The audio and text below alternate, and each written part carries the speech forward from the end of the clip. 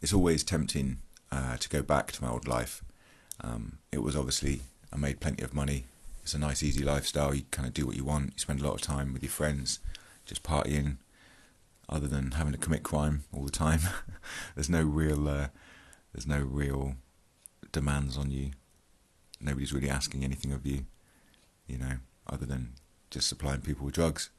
And if you can put up with that kind of hectic lifestyle, then you can thrive. But obviously, it wasn't ever long before I ended up back in prison. Normally through my own stupid actions. I always felt like I could navigate the mistakes I made last time to carry on selling drugs and stay out of prison next time. I always thought that I'd be smart enough, or that, like I said, I'd learned my lessons from getting caught, and I wouldn't do that again, and, I'd be successful this time. But I always end up back in prison one way or another. Now, this last year has been a bit of a challenge. It's been challenging for everyone. 2020, I'm talking about, obviously, the pandemic. The country basically ground to a halt around March. I was in a sales role and working for an international company, and is working with sort of finance people. They didn't really believe in the pandemic, or that we should be working from home, that sort of thing. So they kind of made a plan, but they didn't kind of put anything into place. So when Boris Johnson stood up and said that everybody needs to be working from home now and staying home if you can, we didn't have anything in. We had it on paper, the plan, but we hadn't actually done anything about it. So our company needed to order 500 laptops, and the whole world was ordering laptops, so people could stay at home. So they ended up being a month, of working in the office still when everyone else was safely at home. But what happened the first day of that lockdown, it was around, I think it was around the 20th of March, something like that. I'm sat in the office, and I get a tap on the shoulder, and my boss comes over to me and asks me to head into the boardroom, and they tell me that because of the retraction in the worldwide market, and the obvious unstableness that the pandemic's going to cause, they were restructuring, and my position was no longer viable. So I was being made redundant, just as everyone was being told to stay at home. Now, the redundancy process is a bit of a farce at that company, so I still had to keep going back for little meetings for the next 3 days while they made, some paper attempt at finding another role for me, while they basically ushered me out the door. It was terrifying because, everywhere was closed. All the shops were closed. The only place open was the supermarkets. There was a little sign in the Tesco's window saying that they were looking for staff. So I quickly went down there and put my name and number down, thinking that, if nothing else crops up, then at least I've got Tesco's. I just applied for everything I could. And obviously I've got friends in different roles, and, there was a couple of recruiters that I was talking to, and, everyone was saying that I'd find something in no time, but nothing ever actually came back to me. And, over that next week or two, while I was still, unemployed, even the people I was reaching out to, so my friends that were still in the office, suddenly found themselves, furloughed and working from home. Or, even the recruiters, I was speaking to them, and they'd all been made either redundant or, they were all furloughed and things, and just sat at home, weren't doing anything, weren't looking for work for people. All the offices were shut. Everything I was normally doing, was all sales and office based, and that was all shut, and no one was hiring. So I quickly just started searching and applying for other things, and I was just getting the same response that unfortunately, the jobs were being pulled from the websites, everything was closing down, and it was pretty dark.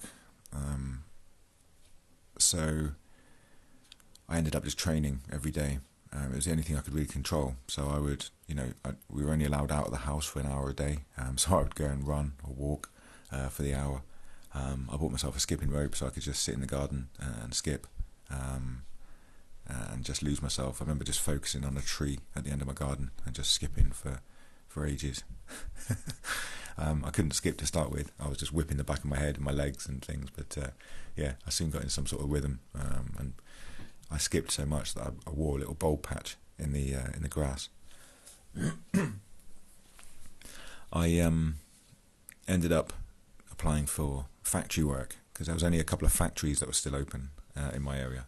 I ended up applying for factory work and even care homes. I'd moved on to those now. I'd been out of work for about 2.5 weeks, and it was the longest since coming out of prison that I'd not had a job, since I'd actually decided to get into the world of work. So I was really panicking, and I thought, right, care homes, they're still looking for people, fucking factory work, I'll do anything at this point. I managed to get a phone call back from a local meat packing factory. They were open and looking for staff. A lot of their staff had been laid off, not laid off, but they'd been self-isolating or vulnerable. So, like a third of their staff had to go. So they were suddenly taking on loads of people. And just after I'd been offered the job at the bacon factory, I got a job offer from the care home as well. They phoned me up asking me when I could start. So it was literally just, whether I was wiping arses or packing bacon, it was a choice. I don't think I could do the personal care. As tough as I am, I think I could tough out the factory. I don't think I could tough out, looking after people like that. I'm not made of that stuff. People who do that job are special people. So I managed to find myself, a job during the pandemic, but it was so tempting to go back to my old ways because, it wouldn't take much for me to go and pick up a bat or a hammer, put a mask on, and go and find out who the local coke dealer is in my town, who's a bit vulnerable. But that path again, like I say, it wouldn't take long. It might not be, straight away. I might not end up back in prison again within weeks. But once you start doing that, and I see that, if I'd been successful and gone and got myself 5 or 6 grand and a load of drugs, sold them, started back down that party lifestyle again, probably found myself another victim within the next few weeks, gone and robbed him, sold his drugs, that sort of thing. Gone on the dark web. It's really easy to buy drugs now, any amount you want, and I could just get it delivered to my house. It's insane how easy it is now. And if this had been available when I was dealing, I would have saved myself so much hassle. But it's so much. The game's changed so much now. But that was all it would take. 1 or 2 victims, and then get on the dark web, use their money to buy my drugs, and I could have set up quite a lucrative little business straight away. But then again, there's always the victim. There's always the apparent risk of people coming to rob me. Ever more violent criminals and crime. So that temptation, you just got to deal with it. And I look at things with a more mature head on my shoulders now. And I think also because of my 10 years in prison, I've got a whole bag of downsides that are also there on my shoulder as well, along with the upsides of, yes, I could sit around playing Xbox all day and selling drugs and be around my mates again all day, not having to take shit off anybody, not having to deal with people I don't want to deal with, not having to do anything I don't want to do because, I'm making a couple of grand a week just for my sofa and for my mobile. But again, like I say, it may not be the 6 months that I would end up back in prison like I always was. It might be a couple of years, could be 2 or 3 years I could get away with it. But eventually, that kind of lifestyle, it only ever ends up in one place, in prison. And you may get lucky once or twice, but the police, I always remember this saying, the police said that you have to get lucky every day. We only have to get lucky once. And it's true, the amount of bullshit you have to go through to stay out of prison and stay off the radar is unreal. So during 2020, I ended up, the focus that prison's given me has made me a grafter, and I ended up having 3 jobs in 2020, just so I could keep food on the table and keep my bills paid. We managed to thrive during that period, and we were very lucky to do so. I know that lots of people lost their jobs, and lots of people weren't so lucky. But I never once needed a handout or any help from anybody. I just dug deep and was working 12-hour shifts at a bacon factory at one point just to keep food on the table. So yeah, like I say, prison's given me a rock solid mentality to be able to deal with problems. Lots of people still tell me about targets. So when I do occasionally open up and tell people what I used to do 10, 15 years ago, they say, oh yeah, I know someone you could rob, someone on their street, or someone that they know that is a bit of a numpty but just happens to sell good drugs. So there's always that temptation there. People tell me all the time about targets that I could quite easily go and rob if I wanted to. Even at work, I was telling this girl about stuff I used to do, and she said that there's someone across the road from her who grows weed, and you could easily just go and rob him, and he wouldn't put up any kind of fight. And I then have to sit there and just work through the rest of the day for a couple of £100, £300 or £400 a week, when I could quite easily go and make several grand just going and kicking his front door in. He wouldn't know who I am. He wouldn't be able to get me in trouble. I probably would get away with it. But what kind of life is that again living? When I wasn't selling drugs, I would sometimes do debt collection as well. So collecting money for people, drug dealers, that sort of thing. And even in the legal world, I was sat in the office, and the guy who was developing our database told me that someone owes him 20 grand, and I kind of just jokingly said, listen, give me half and I'll go and collect it for you now. And he kind of looked at me laughing, and then kind of realised I was being serious. But it wouldn't take much, especially from a straight goer, to go and collect that kind of money if he's got it. As soon as you start turning up on their doorstep and making their life awkward, show them a few photos of their wife dropping the kids off at school, and their mum going to their yoga class, that sort of thing, just to let them know that you're serious and that this debt needs to be paid. Now, it would be quite easy for me to go and do that sort of thing again. I could make 10 grand within a week, going and collecting that guy's money, when he didn't really have the minerals or the wherefore about him to go and do it. But those kind of things would be quite easy for me, and I could quite easily just slip back into that lifestyle again. But it's not a positive way of life, and for me, it especially only ended up in one place. The way we would rob people, again, like I say, just word of mouth, finding out who was about. You go and watch their house for a few days, see who came and went, when they were busy, when they were quiet, when they might have a lot of drugs on them. If I know they've just been and resupplied, then I know they're going to be low on cash, but they're going to have a lot of drugs. Or, if it's maybe Sunday morning after a long weekend, they're going to be low on drugs, but with a lot of cash. So it depended what you really wanted out of the burglary, and whether you wanted to go and sell their drugs, or if you just wanted some easy money. The reasons I won't do this anymore, like I say, they far outweigh the reasons why I would do it. That human beings are always surrounded by temptation. It's just what you decide you will or won't do. Everyone's got the capability of doing anything, absolutely anything. We could all snap one day and be that, shooter in town, or the person who drives his car into a shop front at 100 mile an hour. Everyone's got the capability of doing absolutely anything, but within society we all live with rules, and we choose not to go monkey crazy. But the reasons why I wouldn't go back to doing that anymore is because, first of all, like I say, even though the police don't really know me in my area anymore, I wouldn't be their first, go-to if it happened. But once I had been down that path for so long, I ended up getting banned from my own hometown, and I lived in my town. So obviously, because so many people were going to the police every day, every 2 or 3 days, saying that Williams punched me in the mouth and kicked my door in, and I was out in a pub and I got into a fight with William and this and that, and they'd never be able to pin anything on me, not straight away, but there was just all too often they were hearing my name over and over again. So I ended up, it wasn't even an ASBO, it was just bail conditions at the time, but they just drew a line around the outskirts of my town and said, you'll be arrested on site if you are within this circle. So that was the point I'd got to. I was so known that I couldn't get away with absolutely anything.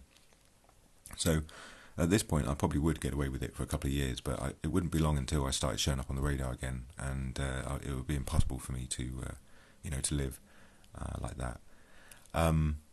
It would be impossible also because of just social media these days. I relied a lot on anonymity. But I relied a lot on people didn't know who I was, and the fact that it was difficult. You've only got the police sketch of what I might have looked like. Now everybody's got HD fucking 4K fucking security cameras these days. The minute I'd be walking out of their house with their cash, my video would be all over Facebook, Snapchat, fucking anything you want. I'd be a TikTok star, before I'd even got home. It would just be impossible for me to do what I used to do. And again, with the access to news, I would just be too well known in my area. If I was committing constant crime like that, I would just be a regular face. Everyone would know me. You used to have to go looking in the newspaper, in the court sections to kind of find out what people were doing and that sort of thing. Or if you really fucked up, you'd end up on the front page of the newspaper, something like that. But these days there's constant news flashes, constant access to the courts. What's going on? The Court Insider is on every Facebook page, and you can go and just live see pictures and video of what's going on. It's crazy. So and I just wouldn't want to end up back in prison again for that amount of time. Prison's a different place from when I was in there. It probably wouldn't take that long to get back into the swing of things. I'd want to, obviously, start supplying the prison with drugs again, so I could have a bit of an easier life. It would be difficult for my relationships outside. Obviously, I'm married, have been for a long time. I'd like to hope that we could stick it out, but who's to say that she wouldn't think that that was the end, and that I wasn't worth staying there for. So it took me 10 years to get back on top of things after I got out of prison. I don't think I've got that again. I'm approaching my 40s now. If I was to do another sentence, it could be a 4 or 5, 6 year sentence maybe. I don't think I've got another 10 years after that in me to try and get my life back on track again. So a lot of the temptation now is just completely outweighed by the fact that I know the consequences far outweigh any benefit, short-term gains that I would get. Any bit of money that I ever earned, I spent. All those friendships that I gained are gone. All those kind of, high fives and people thinking that I was a big man around town, that's all forgotten. All I'm left with is the mental scars of it all, and the fact that I spent my 20s in prison when most people were out enjoying themselves, Club 18, 30, going on those young holidays, things like that. People telling me about they in 2002 they were in Ayia Napa. I was in Portland. In 2003 I was in Dartmoor. In 2004 I was out for a little bit. 2005 I was in Dartmoor. You might have been in Exeter for a little while. 2006, 2007 I was in Dartmoor. 2008 I was in Dartmoor. I spent all of that time just in prison, rotting behind walls, having to deal with the scumbags of society, when really I could have been doing so much more with my life. The education that I got has, seen me to where I am now. It's made me tough, but I could have got that elsewhere. I could have stuck it out.